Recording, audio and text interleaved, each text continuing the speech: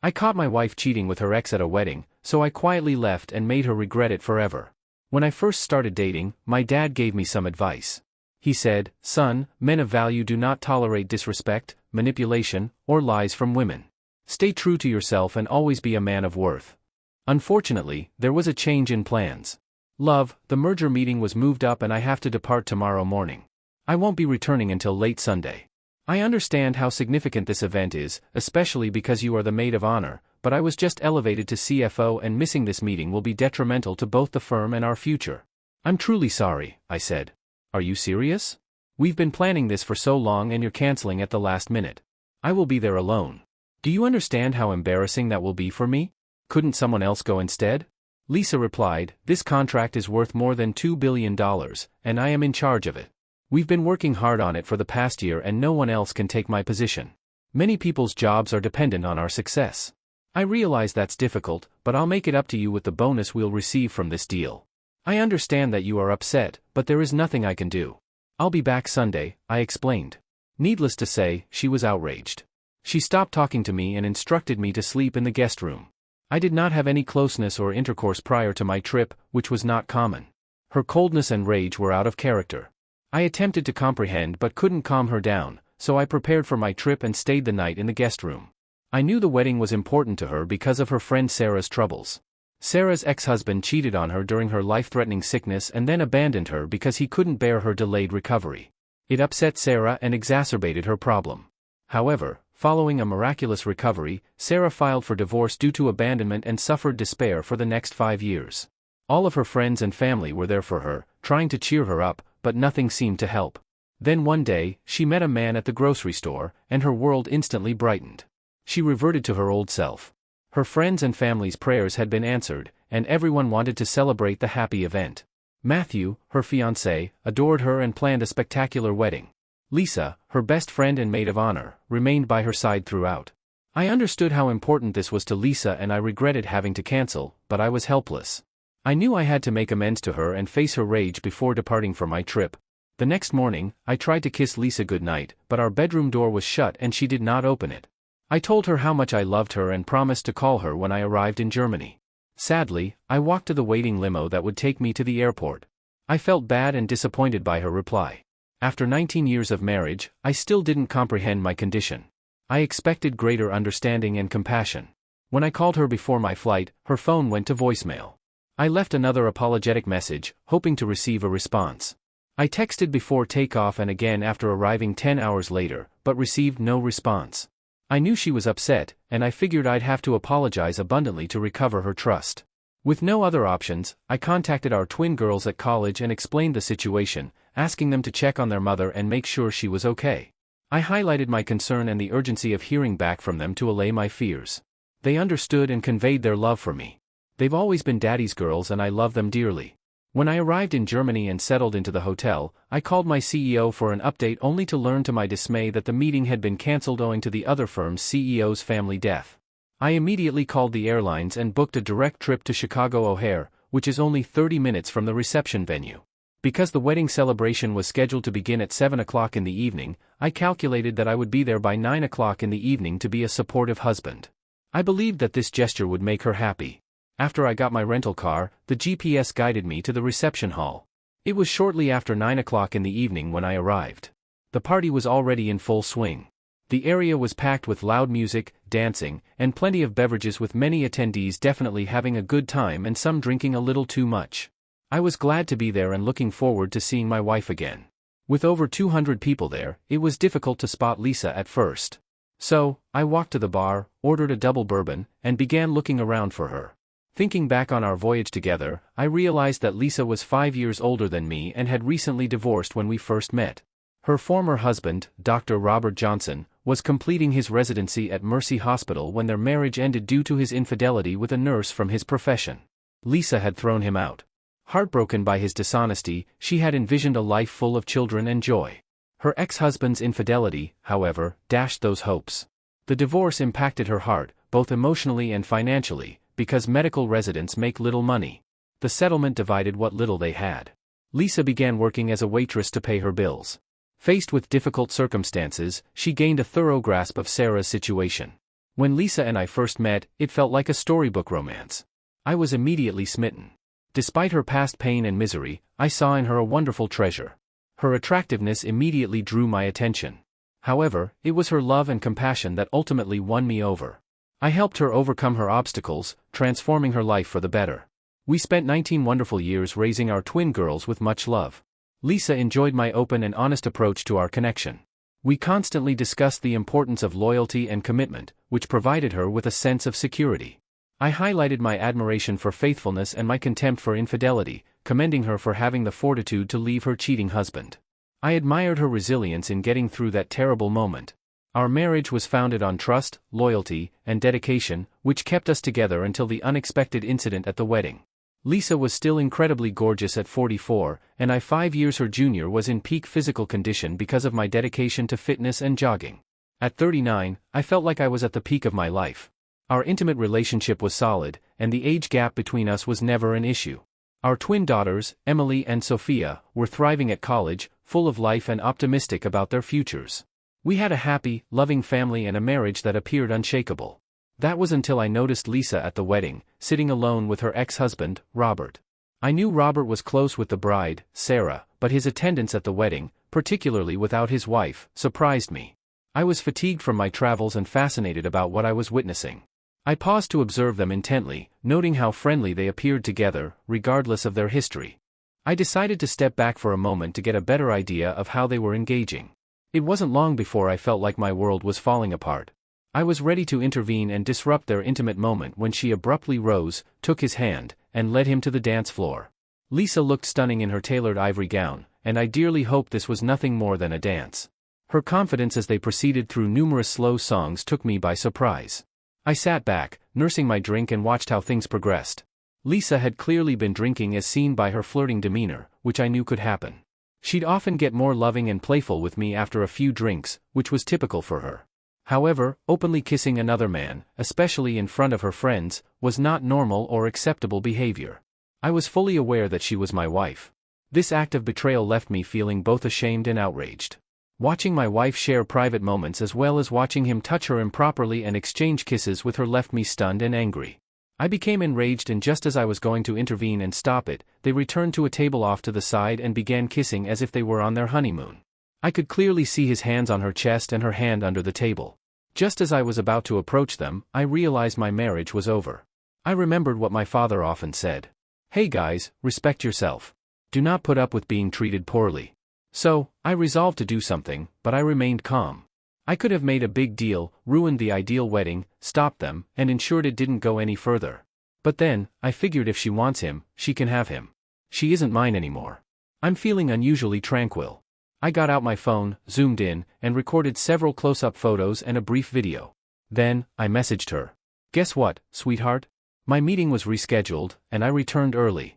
It appears that you are in good hands tonight. I'll go back home.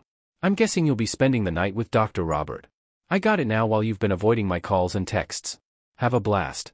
And here's to our marriage ending. I'll be gone by the time you get back tomorrow." I hit send and waited calmly to see if she received the message while watching her. I noticed her phone light up. She noticed, picked it up, and began pressing buttons, obviously looking for the words. Lisa quickly sobered up, her expression serious when she saw my message. As soon as I saw her reaction, I left the gathering for my car. Lisa must have spooked upon seeing me go, but I got outside before she could catch up. As I got in my car, I heard her yell, "John, please wait." I just gave her a chilly look, shook my head, got into my car, and drove away before she caught up. My phone started ringing, but I was too upset to answer. If she decided to return to her ex, it was evident that we were done. I mean, after capturing them together, we were done. It's been 22 years since I left that cheater, and she still returns to him at the first opportunity. She'll have to explain this disaster to our family and the kids because it's her fault. My phone was filling up with urgent text messages. "John, please come back. I need to explain. I love you. Please come back. Damn it, John. It's not as you think I love you." But after 2 days of long flights, no calls or texts, her frigid demeanor, and seeing her with Robert, I had no desire to hear her out. I was furious and refused to deal with her or her justifications. After ignoring 20 calls and texts, I eventually stopped and returned one text message. It said, "Forget you. I'm doing excellent at my job. My children are off to college and everything is paid for. I am free to do as I like. I still have enough youth to begin again. After driving for 4 hours of my 7-hour drive back to Nashville, I stopped at a diner for dinner and a little nap in the car before continuing my trek home. While eating my eggs and bacon, I decided to share my sentiments with the world. At the time, Facebook was the most popular social networking platform where people exchanged updates about their lives. Between bites, I updated my Facebook status from happily married to single and available. Then I shared 2 images I had taken of Lisa and Robert kissing passionately at the wedding. In the second photograph, his hand is plainly on her breast. Below the photo, I commented that Lisa was upgrading and rejoining with her ex-husband while I was returning to the dating scene. It may have been immature, but to me it was the truth. I was moving forward without her. The weird thing is that her ex Robert was nearly 50, balding, overweight, and frankly not an upgrade in any manner. It's puzzling that she did it for an old man who had already cheated on her. Perhaps she preferred a doctor to an accountant. Honestly, it stung.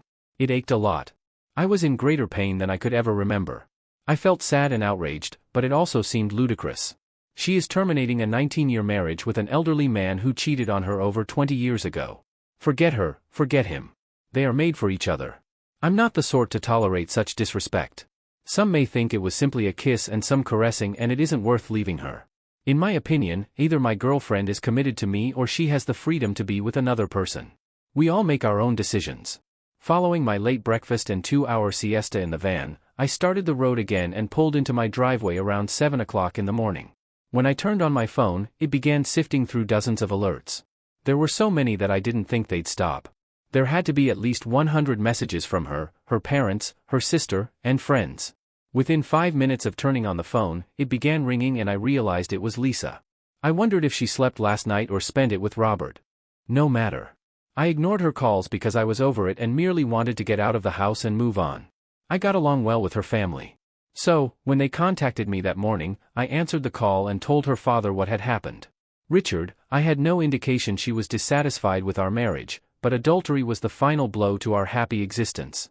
I cannot take her contempt in front of people we know. She clearly still has affections for that jerk, and now she can be with him.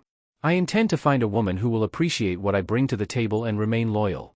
Richard, I don't have any other options. I'll move out today and immediately put the house up for sale tomorrow morning. I'll contact a lawyer to begin the divorce proceedings. She can stay here until the house is sold, and I will make sure the divorce is fair.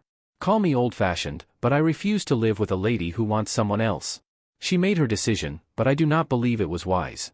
Richard arrived more than 1 hour later, pleading with me to wait and talk to her before taking severe action. But when he begged me to give her a chance to explain, I referred to the photo of them. 2 of them openly fondling each other at the wedding. I couldn't stand it, especially with her ex. Her father was upset with her conduct and my hasty decision-making. As I entered our home, I felt tears rise as I realized that our once happy home had become an empty shell of our marriage. Over the last 5 years, we had changed our house into our perfect home. Mortgage rates were lower than 2.99% at the time, and our home had doubled in value. As the accountant, I chose to refinance the home at its full value, resulting in approximately $500,000 in equity. I instantly established $200,000 trust funds for each of our daughters' college educations, plus a little extra to help them get started in life. The remaining $100,000 was spent on renovating the house, making it a place we enjoyed and were proud of. Because of the lower interest rate, our monthly payment increased by only $1,700 from before we withdrew the equity. It was a simple choice and Lisa went back to work as a receptionist to fund the additional monthly expenses. My compensation was reasonable, but as the newly promoted CFO, I would be granted stock options the next year, which would act as our retirement fund. Lisa had no interest in our finances as long as her needs were addressed, trusting my financial skills while living comfortably. Although I attempted to explain the stock options multiple times, her lack of interest was obvious, but it didn't concern me too much. I looked forward to our future. Fortunately, this merger, which coincided with the breakup of my marriage, guaranteed a bonus in stock options worth approximately 40,000 shares. If successful, I would have to wait several years to exercise my options. But the prospect of the stock reaching $100 a share strengthened my confidence for the future. Because the merger was delayed, the options would not be considered in the divorce settlement. I wanted to file for irreconcilable differences and split our assets, which totaled roughly $50,000 in savings. We would divide the money from the sale of the house, but it was heavily mortgaged, so there wasn't much to divide. If Lisa remained true, she would be able to leave with her car and $25,000. At the age of 44, she may have lived a loving life with a solid future. However, my rage and humiliation had surpassed any attachment or memories I had for her. All I wanted was revenge, and for her to understand how much she had lost. I hadn't seen Robert in 20 years, and seeing him again brought back a lot of memories, both good and sad. He used to be my spouse and we had a great connection until he became unfaithful, which terminated our marriage. We had a deep connection and were quite close. But he was not as important to me as John. John, my current husband, is more beautiful, a great partner, and I adore him. However, I found myself with Robert, allowing him to embrace and kiss me, which I knew wasn't appropriate. I kept flirting with him while knowing I shouldn't. I guess I drank too much and was disappointed that John wasn't here with me. I should have stopped, but it felt good. Robert still seemed like the perfect match for me in some respects. I thought a little flirtation was okay. Furthermore, Robert is now single and John has not changed his plans to join me for this significant wedding, so I felt I deserved some pleasure. After Robert kissed me again, I felt happy on the inside. His kisses reminded me of past times, and I felt delighted as we danced close together in a secret space. I figured a little kissing and proximity was fine because everyone else was enjoying the party and wouldn't notice us. I intended to make things right with John later. Suddenly, I received an SMS on my phone when all of my friends were present. John might have been checking in on me, and John's message claimed he was here.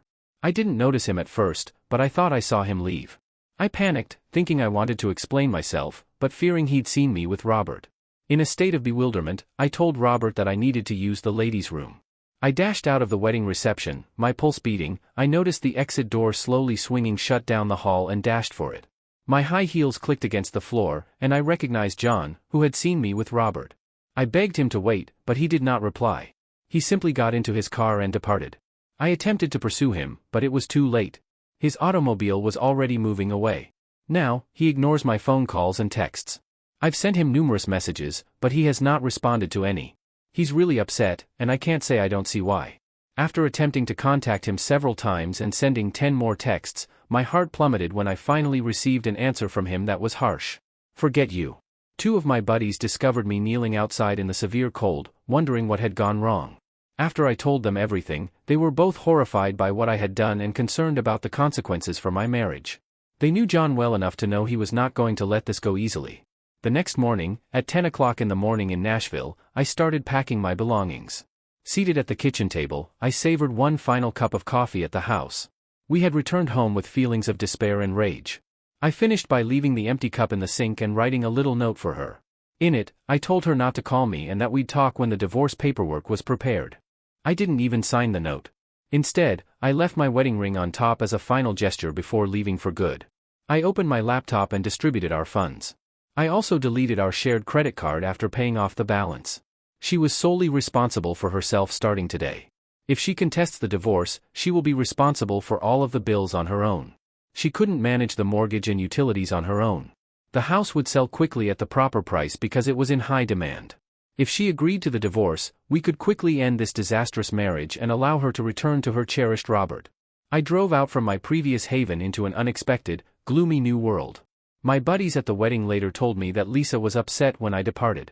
She couldn't stop crying until she passed out from excessive drinking and weariness from her uncontrollable sobbing.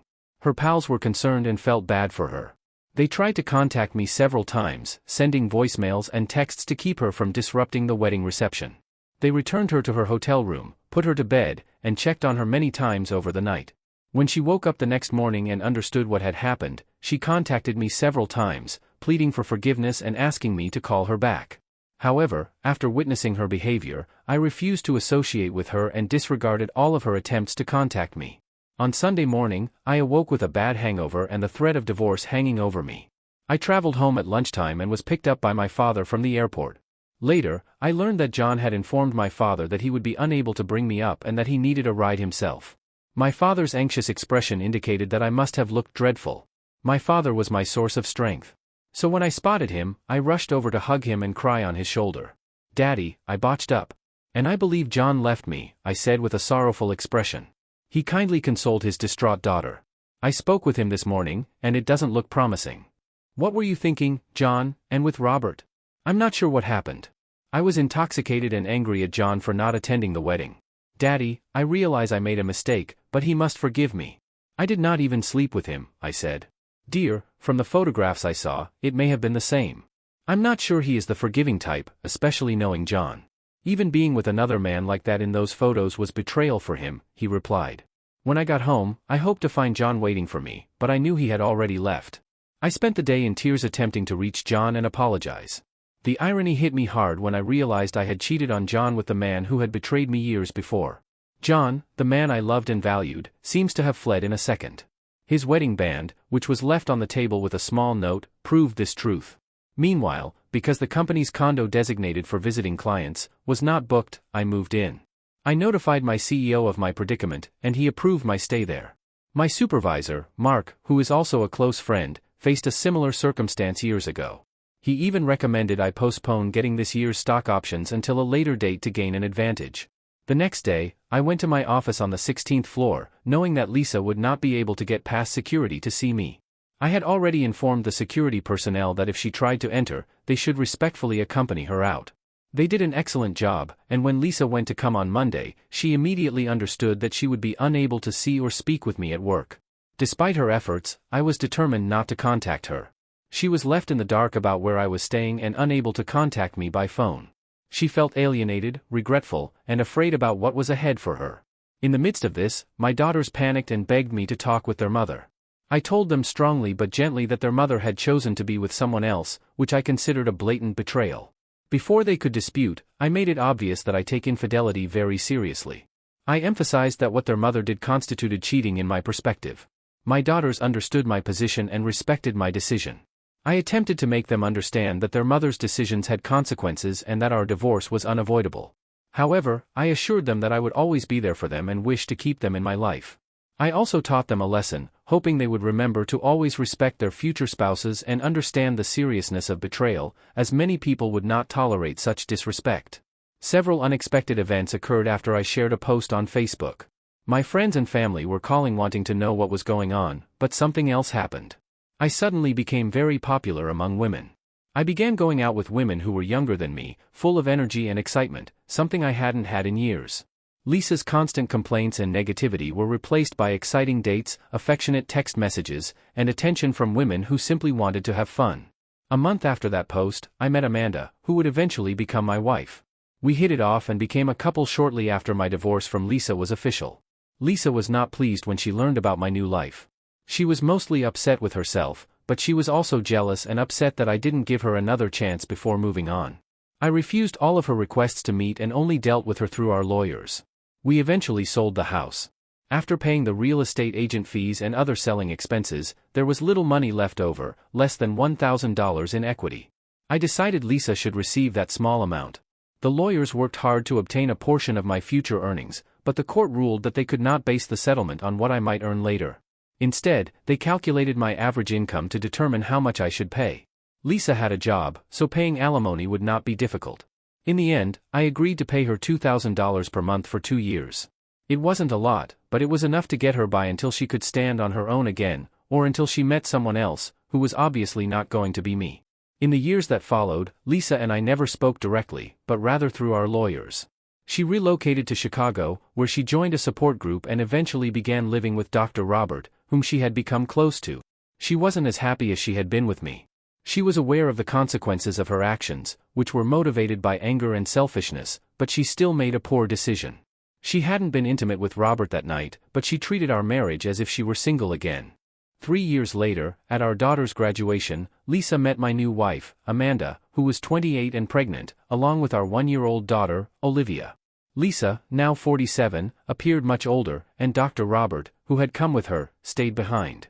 Lisa eventually managed to speak to me alone after realizing the situation. She wanted to apologize, regretting her actions and the life we could have had together. She recognized the error of jeopardizing our perfect life for nothing. I told Lisa that I had forgiven her.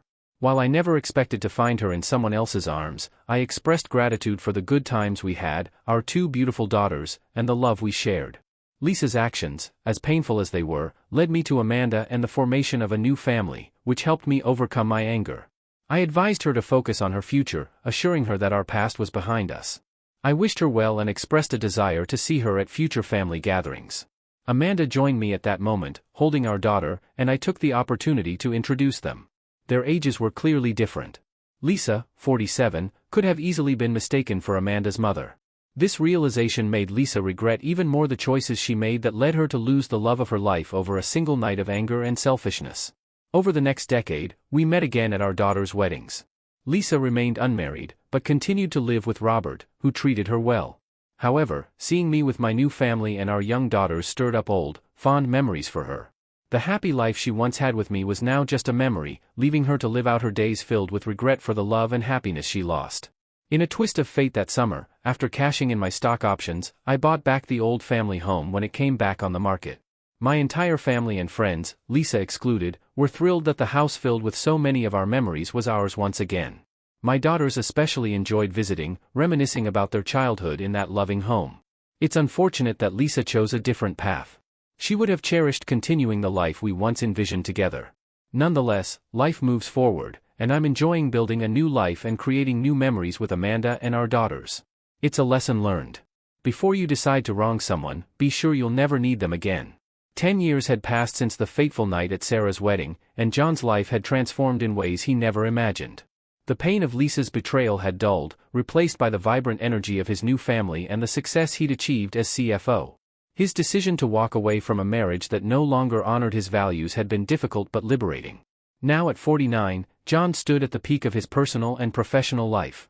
Living in the family home he'd repurchased, surrounded by his wife Amanda, their 2 daughters, Olivia and Grace, and the love of his adult twins, Emily and Sophia.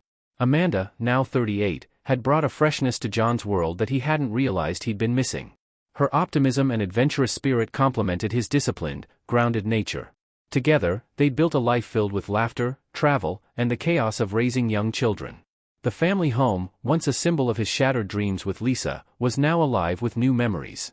Olivia's finger-painted masterpieces on the fridge, Grace's impromptu dance performances in the living room, and Amanda's gardening experiments in the backyard. Emily and Sophia, now in their late 20s, often visited, their presence bridging the past and present. They'd grown into strong, independent women, and John took pride in knowing he'd been a steady influence through their turbulent college years. Professionally, John's gamble on the merger had paid off handsomely. The stock options he'd secured after the divorce had skyrocketed in value, allowing him to retire early if he chose. Instead, he took on a consultancy role, mentoring young executives and investing in startups. His financial acumen, honed over decades, gave him the freedom to focus on what mattered most, his family and his passion for giving back. He'd started a scholarship fund for underprivileged students in Nashville, a nod to his own humble beginnings and the lessons his father had instilled about self-worth and resilience. Lisa's life, however, had taken a different trajectory. At 57, she lived quietly in Chicago with Robert, who had retired from his medical practice. Their relationship, born from a moment of reckless nostalgia, had settled into a comfortable but unremarkable routine. Lisa worked part-time as a receptionist, a job that kept her busy but lacked the fulfillment she'd once found in her marriage to John. The alimony payments had ended years ago, and while she'd managed to save some money, her financial stability depended heavily on Robert. She often wondered what her life might have been like had she not let anger and wine cloud her judgment that night. Lisa's regret was a constant companion, especially when she saw John at their daughters' weddings.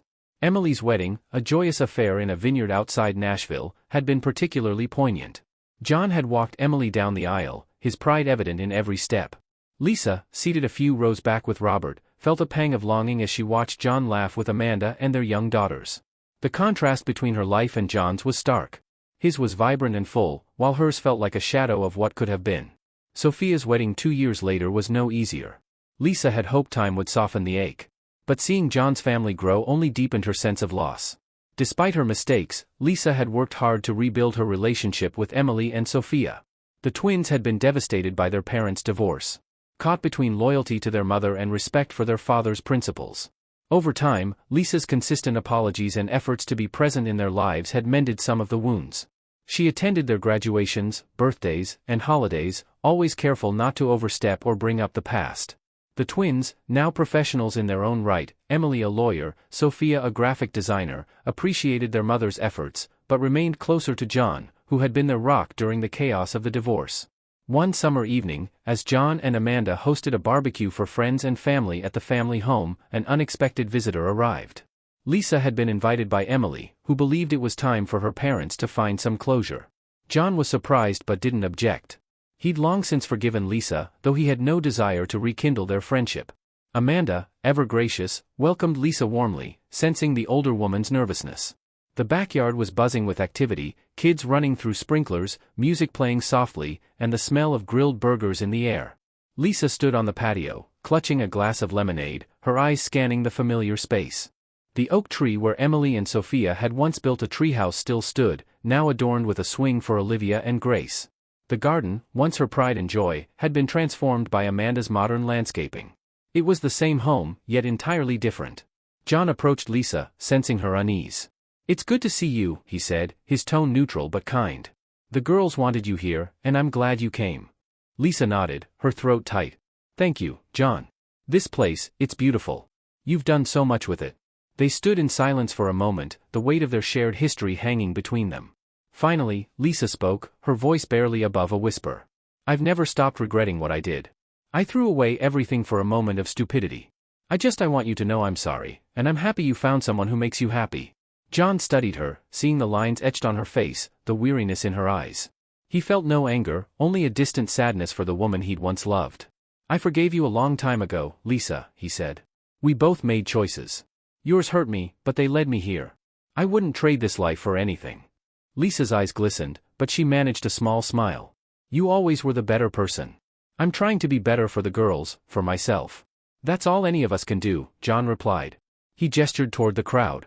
"Come on, join us. Emily and Sophia would love to see you." The evening passed without incident, a small step toward healing for Lisa and a testament to John's ability to move forward without bitterness. As the sun set, casting a golden glow over the backyard, John watched his daughters, old and new, laughing together. Amanda slipped her hand into his, and he squeezed it, grateful for the life they'd built. For Lisa, the visit was bittersweet. She left the barbecue with a sense of closure, knowing she'd never fully reclaim what she'd lost, but determined to find peace in her own way.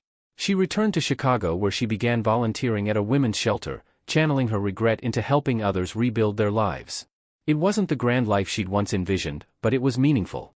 And for the first time in years, she felt a spark of purpose. John, meanwhile, looked to the future.